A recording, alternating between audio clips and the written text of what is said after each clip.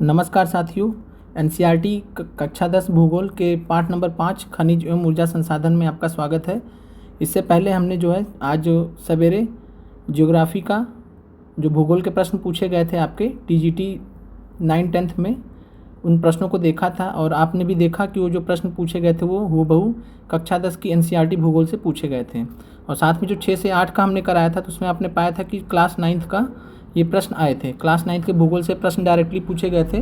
तो ये सब जो प्रश्न है बहुत ही महत्वपूर्ण हैं और साथ में आप लोग जो आपको जिस तरीके से बताया जाए भूगोल का एनसीईआरटी का अध्ययन करने के लिए, उस तरीके से आप उन चीज़ों को इंपॉर्टेंट मार्क करिए और साथ में जो प्रीवियस ईयर क्वेश्चन कराए गए हैं उनको तैयार कीजिए। और क्वेश्चंस इधर से उधर ट्रांसफ़र होते रहते हैं, बीपीएससी में आते हैं हम लोग। और यहाँ पे जो है सब कुछ इंपॉर्टेंट फैक्ट्स दिए हैं, तो ये आपको ध्यान रखना है। पहला चीज़ है कि फ्लोराइड जो होता है, फ्लोराइड क्या करता है, तो फ्लोराइड हमारे दांतों को जो है गलने से रोकता है, तो ये चीज़ ध्यान रखना है। और ये फ्लोराइड नामक नमक से प्राप्त होता है। दूसरा फैक्ट आपको ध्यान रखना है कि जो दंतमंजन होता है वो टाइटेनियम ऑक्साइड से जो है सफ़ेद बनाए जाते हैं। जैसे आपने कोलगेट दंतमंजन देखा तो उसमें जो वाइटनेस रहता है वो किसकी वजह से रहता है, तो टाइटेनियम ऑक्साइड की वजह से। ये आपको ध्यान रखना है। और इसके अलावा जो टूथब्रश व पेस्ट की ट्यूब होती है वो पेट्रोलियम से प्राप्त होती है। तो इस प्रकार हम देख रहे हैं कि ज़्यादातर जो चीज़ें हमारे जीवन में यूज़ होती हैं, इस्तेमाल होती हैं, उनका जो कह सकते हैं जो जड़ है वो खनिज है। और तमाम खनिज हम अपने उपयोग में लाते हैं। और यहाँ पे बताया गया कि खनिजों के बिना जीवन प्रक्रिया नहीं चल सकती और हमारे कुल पौष्टिक उपभोग का केवल 0.3% भाग ही खनिज है। यद्यपि इतने महत्वपूर्ण गुणकारी हैं कि इनके बिना हम 99.7% भोज्य पदार्थों का उपयोग करने में असमर्थ होंगे। तो आप यहाँ पे जो है ताकत देख सकते हैं कि कितना महत्वपूर्ण है खनिज हमारे लिए, कि जो है केवल 0.3% भाग का उपयोग कर पा रहे हैं, लेकिन हमारे खाने पीने की जो चीज़ें हैं उसका लगभग 99.7% जो है इसमें ये इस्तेमाल होता है। इनके बगैर हम इसका इस्तेमाल नहीं कर सकते हैं। खनिज क्या होता है, तो भूवैज्ञानिकों के अनुसार खनिज एक प्राकृतिक रूप से विद्यमान समरूप तत्व है जिसकी एक निश्चित आंतरिक संरचना होती है। तो ध्यान रखना आपको डिफिनीशन कि खनिज एक प्राकृतिक रूप से विद्यमान समरूप तत्व होता है जिसकी एक निश्चित आंतरिक संरचना होती है। और साथ में जो खनिज की बात की जाए तो खनिज प्रकृति में अनेक रूपों में पाए जाते हैं, और जिसमें हीरा, डायमंड आप जानते हैं कि सबसे कठोर होता है, हीरा सबसे कठोर माना जाता है और चूना जो है नरम माना जाता है। तो आपको ध्यान रखना है। फिर आगे बढ़ते हैं। और यहाँ पे जो अगर देखा जाए तो भूपर्पटी के बारे में बताया गया है। तो यहाँ पे इंपॉर्टेंट फैक्ट्स आप जान लीजिए कि भूपर्पटी जो पृथ्वी की ऊपरी परत होती है, जो क्रस्ट की बनी होती है, इसमें विभिन्न खनिजों के योग से बनी चट्टानों से निर्मित होती है। तो ध्यान रखिएगा, भूपर्पटी जो होती है पृथ्वी की ऊपरी परत, वह विभिन्न खनिजों के योग से बनी चट्टानों से निर्मित होती है। और फिर इन खनिजों का उपयुक्त शोधन करके ही धातुएं निकाली जाती हैं। और यहाँ पे आप ध्यान रखिएगा कि जो पृथ्वी की आंतरिक परतें हैं वो 3 भाग में विभाजित हैं। पहला भाग है क्रस्ट, और दूसरा भाग है मेंटल, और तीसरा भाग है कोर। क्रस्ट की बात करें तो ये जो है सियाल से बना होता है, सिलिका और एल्युमिनियम। मेंटल जो है सीमा से बना होता है, सिलिका और मैग्नीशियम। और कोर जो होता है निफे से बना होता है, निकल और फेरस। फेरस मतलब लोहा। तो ये आपको ध्यान रखना है। और इसके अलावा हम बात करें जो महासागरीय क्रस्ट जो होता है, महासागरीय परपटी जो होती है, वो ध्यान रखना आपको सीमा की बनी होती है, सीमा की बनी होती है। और जो महाद्वीपीय क्रस्ट होता है, महाद्वीपीय क्रस्ट जो होता है वो किसका बना होता है, तो यह जो है सियाल का बना होता है। और बाकी आपको जो है कमेंट करके बताना है कि महासागरीय क्रस्ट जो है किन मतलब पत्थर के जो कौन से पत्थर उसमें पाए जाते हैं, और ये महाद्वीपीय क्रस्ट जो होते हैं इनमें कौन से पत्थर। जैसे हम 2 विकल्प आपको दे रहे हैं, एक है ग्रेनाइट और एक है बसाल्ट। तो आपको बताना है कि महासागरीय में कौन से पाए जाते हैं, और ग्रेनाइट और बसाल्ट इन दोनों में से कोई एक है। तो महाद्वीपीय में कौन से पाए जाते हैं। आगे बढ़ते हैं। फिर यहाँ पे जो है खनिज कहाँ पाए जाते हैं, तो इसके बारे में खनिज जो ध्यान रखना अयस्कों में पाए जाते हैं। और अयस्क से जो है, अयस्क जिसको ओर बोला जाता है, और अयस्क से ही जो है खनिज का निष्कर्षण किया जाता है। खनिज में अन्य अवयव या तत्वों के मिश्रण या संचयन हेतु अयस्क शब्द का प्रयोग किया जाता है। खनन का आर्थिक महत्व तभी है जब अयस्क में खनिजों का संचयन पर्याप्त मात्रा में है। और अगर हम अयस्क की बात करें तो जैसे एक एग्जाम्पल के आप तौर पर लीजिए, तो आपने बॉक्साइट का नाम सुना होगा। तो बॉक्साइट जो है अयस्क है किसका, तो बॉक्साइट अयस्क है एल्युमिनियम का। तो ऐसे ही जो है फिर आइए हम खनिज के बारे में पढ़ते हैं। खनिज प्रायः निम्न शैल समूहों से प्राप्त होते हैं। पहले हम आग्नेय और कांतिक चट्टानों के बारे में पढ़ेंगे, फिर उसके बाद अवसादी चट्टानों के बारे में पढ़ेंगे। और परीक्षा में बहुत सारे प्रश्न यहाँ से पूछे गए हैं जो इनको भी हम देखेंगे यहाँ पे। और यहाँ पे अगर बात की जाए तो आग्नेय तथा कायांतरित चट्टानों में आग्नेय तथा कायांतरित चट्टानों में खनिज दरारों, जोड़ों, भ्रंशों या विद्रोह में मिलते हैं। तो ध्यान रखना कि आग्नेय और कायांतरित चट्टानों में खनिज कहाँ मिलते हैं, तो दरारों, जोड़ों, भ्रंशों और विद्रोह में मिलते हैं।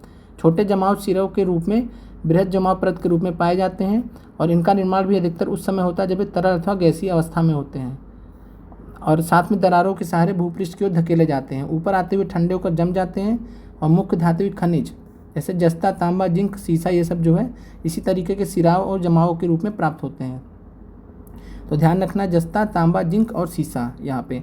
फिर उसके बाद आते हैं अवसादी चट्टानों में, और अवसादी चट्टान से सबसे ज़्यादा बार प्रश्न पूछे गए हैं में अनेक खनिज संस्तरों या परतों में पाए जाते हैं। और यह प्रश्न कई बार पूछा गया है कि किस प्रकार के चट्टानों में खनिज पाए जाते हैं। तो अवसादी चट्टानों में अनेक खनिज संस्तरों या परतों में पाए जाते हैं और साथ में अवसादी चट्टानों में ये भी घुमा के प्रश्न पूछा जाए तो जीवाश्म कहाँ पाए जाते हैं, तो अवसादी चट्टानों में पाए जाते हैं केवल। तो ये आपको ध्यान रखना है। इनका निर्माण क्षैतिज परतों में निक्षेपण, ये ध्यान रखना है, संचयन व जमाव का परिणाम है।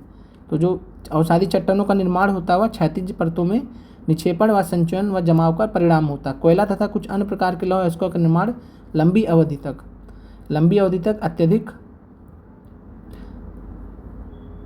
अत्यधिक ऊष्मा और दबाव का परिणाम होते हैं।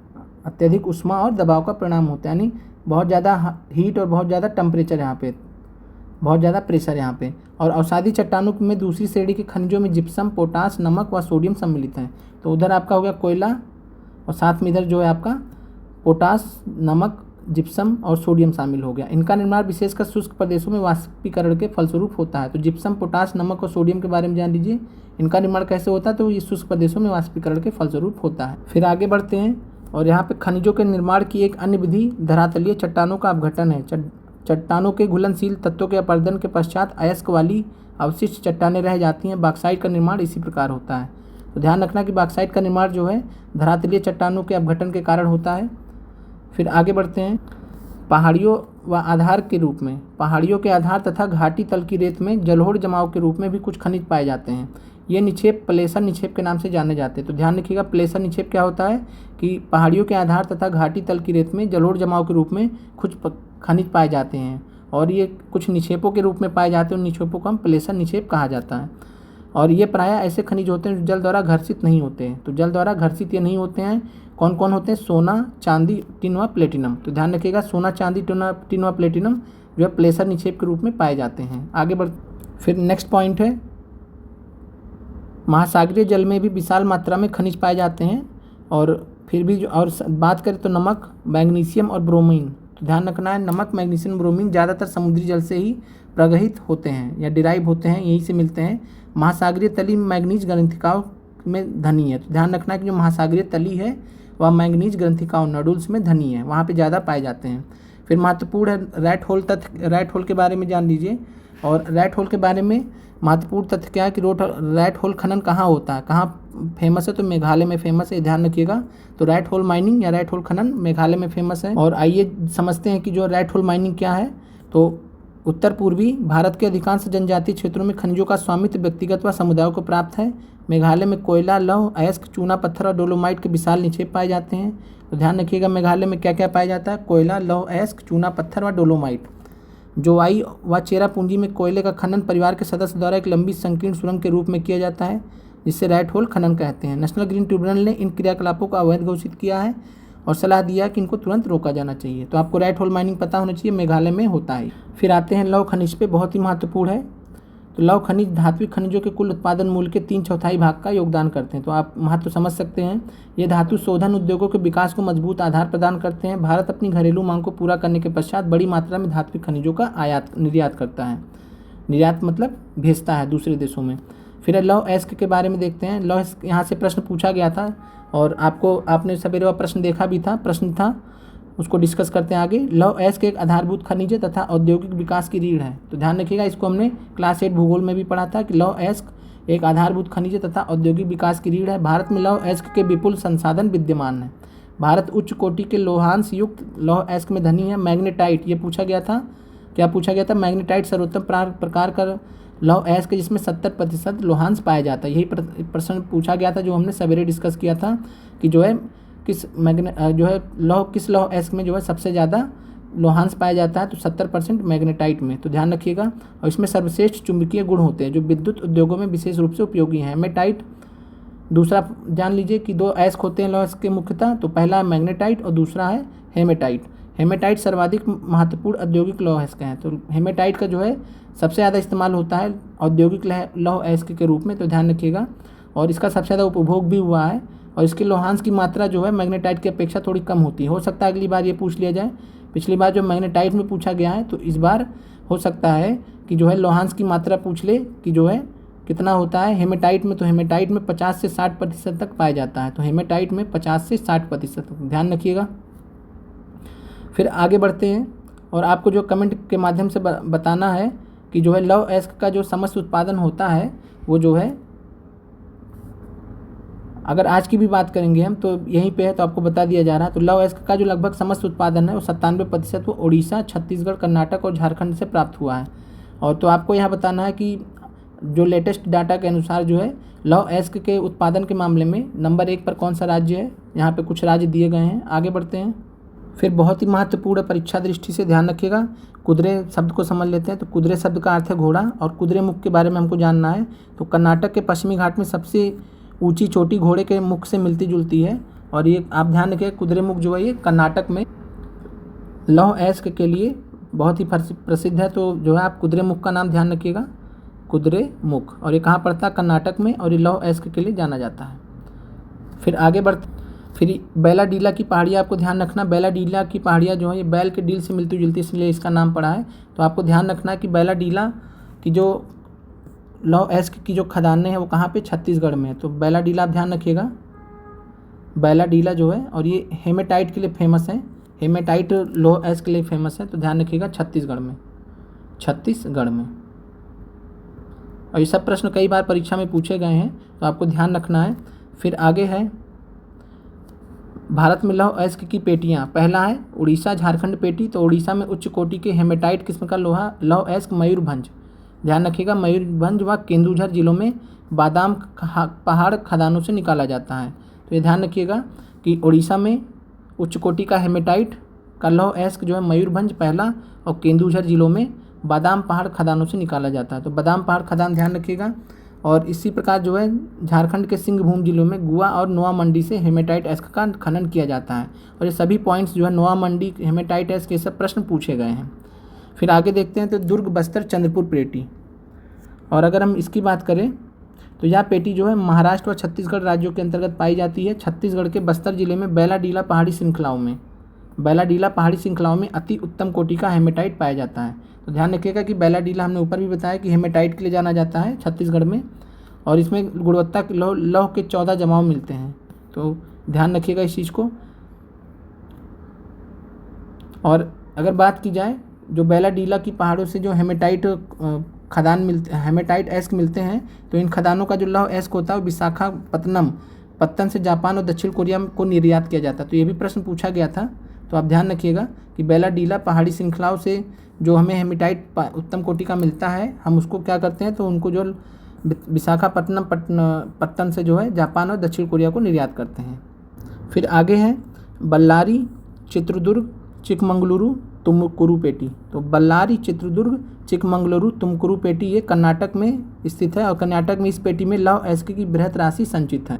फिर है कर्नाटक में पश्चिमी घाट में अवस्थित कुद्रेमुख, जिसको अभी हमने शुरू में देखा था। कुद्रेमुख की खानें 100% निर्यात इकाई हैं। कुद्रेमुख निक्षेप संसार के सबसे बड़े निक्षेपों में से एक माने जाते हैं, और लौह अयस्क करदम स्लरी के रूप में पाइपलाइन द्वारा मंगलुरु के निकट एक पत्तन पर भेजा जाता है। तो आपको इतना ध्यान रखना कि कुद्रेमुख कहाँ पे है, तो कर्नाटक में है। बैलाडीला कहाँ पे, छत्तीसगढ़ में है।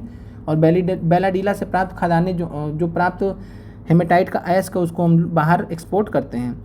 फिर हम महाराष्ट्र गोवा पेटी देख लेते हैं। तो महाराष्ट्र गोवा पेटी क्षेत्र में जो है रत्नागिरी जिला, तो आज हमने प्रश्न देखा था कि रत्नागिरी जिला कहाँ पे स्थित है, तो महाराष्ट्र गोवा पेटी में, इसलिए प्रश्न यहाँ से पूछा गया था।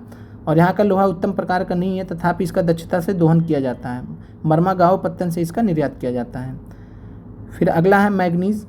मैग्नीज़ मुख्य रूप से इस्पात के विनिर्माण में प्रयोग किया जाता है। तो मैग्नीज़ के बारे में आपको ध्यान रखना है।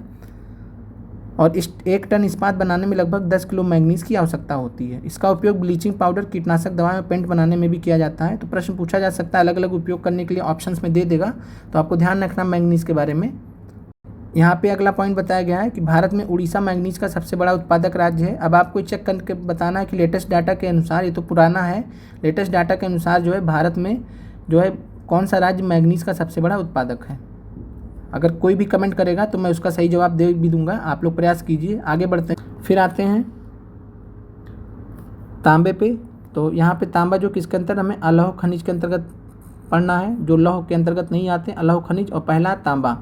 तांबे के बारे में ध्यान रखना कि भारत में तांबे के भंडार व उत्पादन क्रांतिक रूप से न्यून है, यानी उतना ज़्यादा उस लेवल पर नहीं होता है।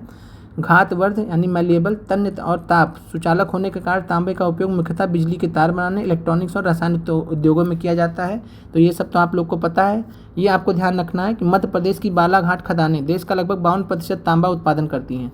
तो तांबे में ध्यान रखिएगा कि मध्य प्रदेश की बालाघाट खदानें देश का लगभग 52% तांबा उत्पादन करती है। प्रश्न पूछा जा सकता है। इसके अलावा झारखंड का सिंहभूम जिला तांबे का मुख्य उत्पादक है। राजस्थान की खेतड़ी खदानें भी तांबे के लिए प्रसिद्ध थी प्राचीन काल से।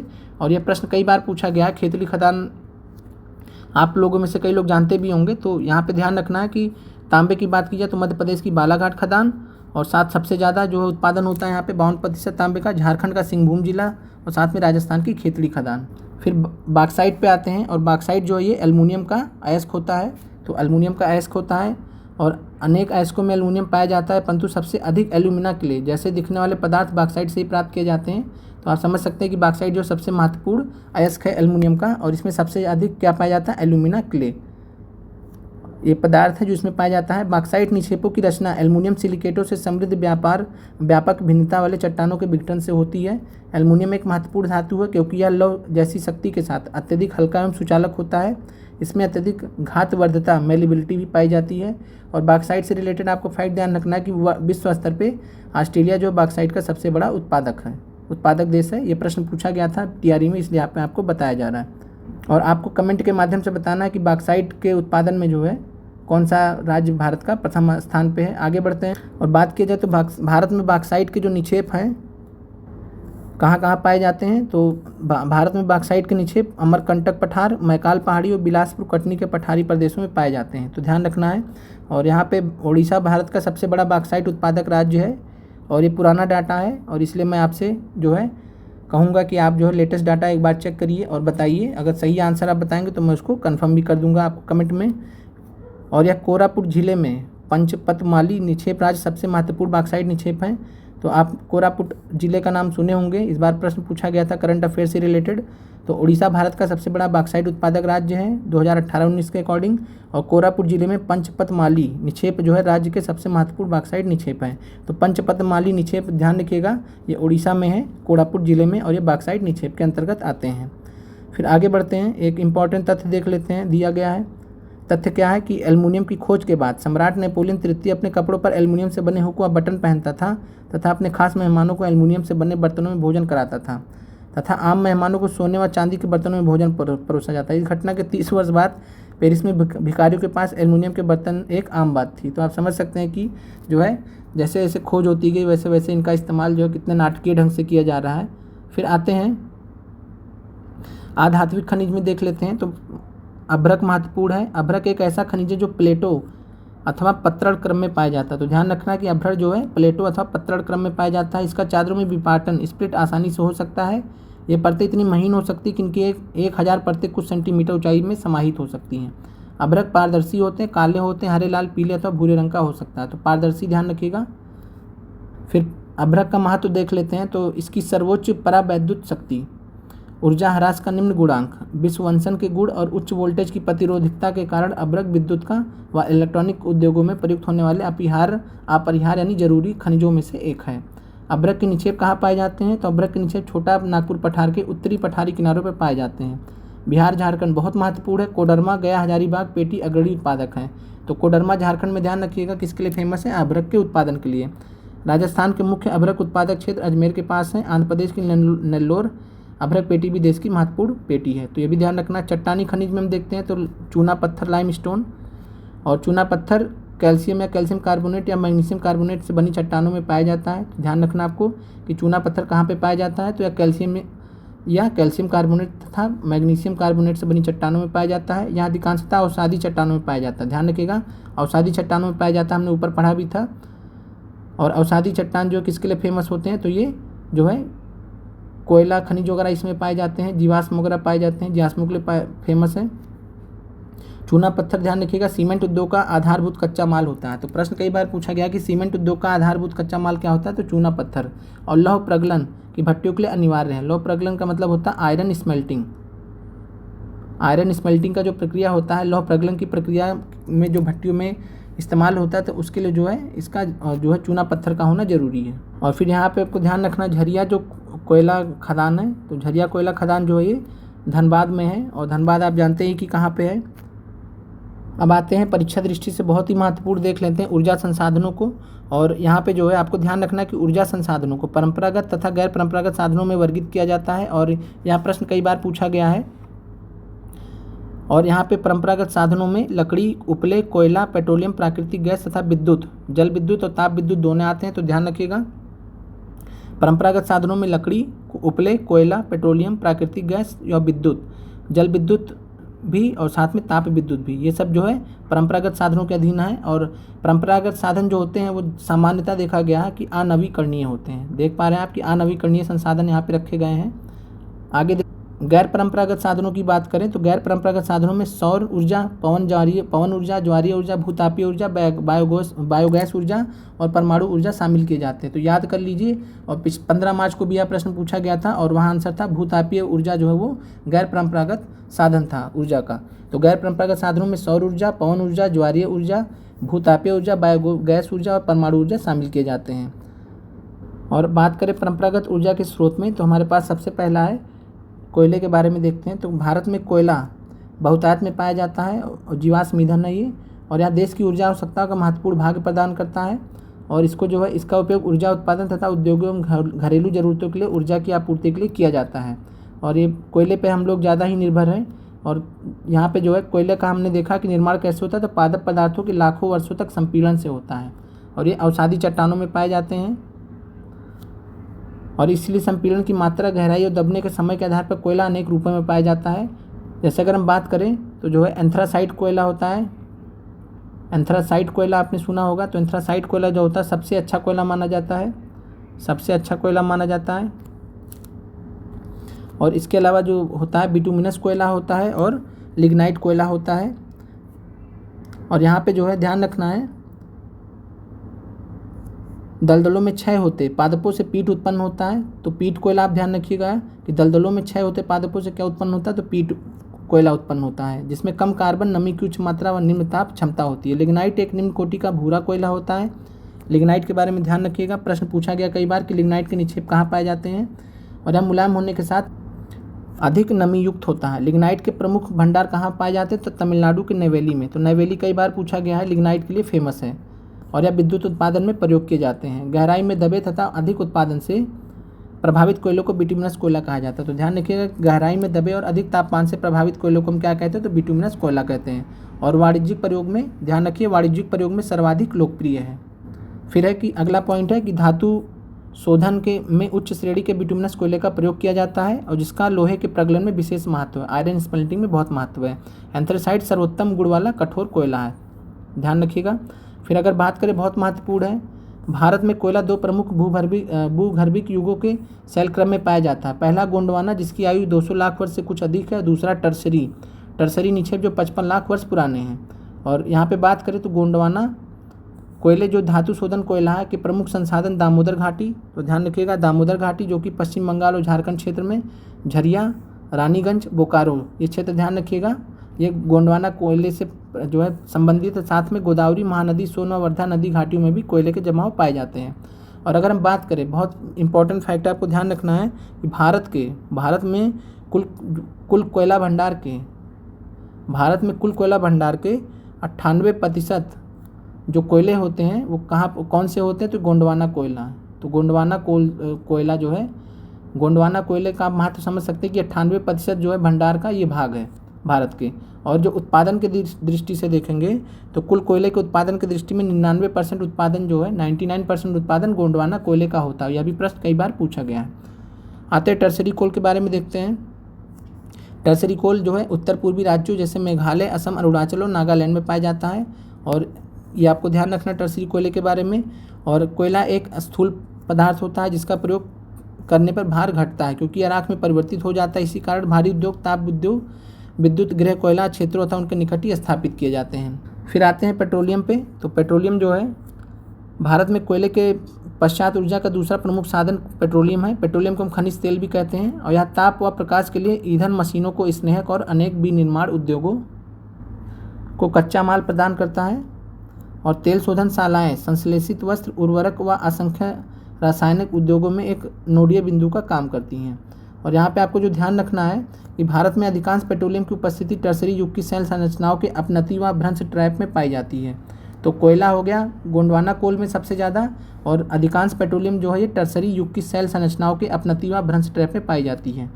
वलन, अपनति व गुंबदों वाले प्रदेशों में या वहाँ पाया जाता है जहाँ उद्वलन के शीर्ष में टाइल ट्रैप होता है। तेल धारक परत सरंध, चूना पत्थर या बालुआ पत्थर होता है जिससे तेल प्रवाहित हो सकता है। मध्यवर्ती असरंध परतें तेल को ऊपर उठाने व नीचे रिसने से रोकती हैं। फिर आगे बढ़ते हैं और पेट्रोलियम सरंध और असरंध चट्टानों के बीच भरे ट्रैप में भी पाया जाता है। और प्राकृतिक गैस हल्की होने के कारण खनिज तेल के ऊपर पाई जाती है। भारत में बहुत महत्वपूर्ण यही प्रश्न पूछा गया था। भारत में मुंबई हाई, गुजरात और असम प्रमुख पेट्रोलियम उत्पादक क्षेत्र हैं। और बात करें तो अंकलेश्वर गुजरात का सबसे महत्वपूर्ण क्षेत्र है। तो अंकलेश्वर पूछा गया था परीक्षा में, इसीलिए पूछा गया था क्योंकि एनसीईआरटी में दिया था, इसीलिए एनसीईआरटी महत्वपूर्ण है। असम भारत का सबसे पुराना तेल उत्पादक राज्य है। डिगबोई, ध्यान रखिएगा, सबसे पुराना जो है ऑयल फील्ड है भारत का। डिगबोई, नाहरकटिया और मोरन, हुगरीजन इस राज्य के प्रमुख महत्वपूर्ण तेल उत्पादक क्षेत्र है। तो ध्यान रखिएगा, डिगबोई, नाहरकटिया और मोरन, हुगरीजन जो है असम राज्य के जो है, अगर पेट्रोलियम की बात की जाए तो उससे रिलेटेड उत्पादन में महत्वपूर्ण क्षेत्र हैं। प्राकृतिक गैस के बारे में देखते हैं। प्राकृतिक गैस जो है पेट्रोलियम के भंडार के साथ पाई जाती है। तो प्रश्न कई बार पूछा गया कि इनमें निम्नलिखित में से कौन सी जो है पेट्रोलियम के भंडार के साथ पाई जाती है। जब कच्चे तेल को सतह पर लाया जाता है तो यह मुक्त हो जाती है। इसका उपयोग घरेलू और औद्योगिक ईंधन के रूप में किया जा सकता है। और प्राकृतिक गैस की बात करें तो दो फॉर्म में सीएनजी, कंप्रेस्ड नेचुरल गैस, और पीएनजी के रूप में हम इस्तेमाल करते हैं। भारत के प्रमुख गैस भंडार मुंबई हाई और अन्य संबंध पश्चिमी क्षेत्रों में पाए जाते हैं, जिनको खंबात बेसिन में पाए जाने वाले क्षेत्र संपूरित करते हैं। पूर्वी तट पर कृष्णा गोदावरी बेसिन में भी प्राकृतिक गैस के नए भंडार की खोज की गई है। तो ध्यान रखिएगा कि जो प्राकृतिक गैस के भंडार है कृष्णा गोदावरी बेसिन में भी पाए जाते हैं। और फिर आगे अगर हम बात करें तो गेल द्वारा, जो गेल कंपनी है, GAIL शॉर्ट फॉर्म है ये, और इसके द्वारा निर्मित की गई थी पहली जो है 1700 किलोमीटर लंबी Hazira Vijaypur Jagdishpur cross country gas pipeline थी। और ये मुंबई हाई और बसीन गैस क्षेत्रों को पश्चिमी और उत्तरी भारत में विभिन्न उर्वरक, बिजली और औद्योगिक परिसरों से जोड़ती है।